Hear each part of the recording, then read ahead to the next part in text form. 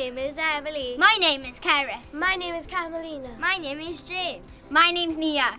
And we are going to measure the weather around our school. We are going to use the thermometer to measure the temperature. We are going to measure the wind speed with this, an anemometer. We are going to see which way the wind is blowing from using this weather vane.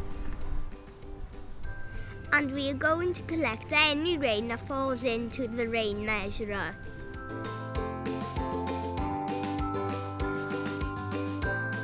This strain gauge has been here for a week. We put it here to collect any rain that has fallen. Let's see how much water is in it. There's 15 millimetres. Let's tip it out and put it back for another week.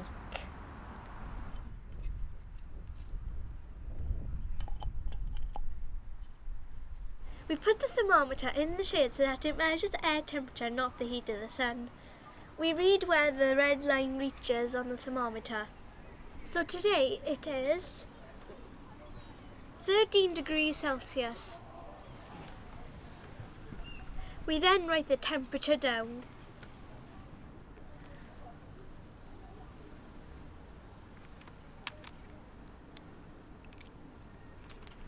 We're going to find out which way the wind is blowing. To do this, we need to find out where north is using a compass. The red part of the needle always points north, and north is pointing that way. This is a weather vane. I'm going to light up north with this compass. This shows north, west, east and south. The wind then blows this arrow which shows the direction of the wind. I wonder which way the wind is blowing today. It's blowing from northwest. The wind feels quite light today, but this will tell us the actual speed the wind is blowing at.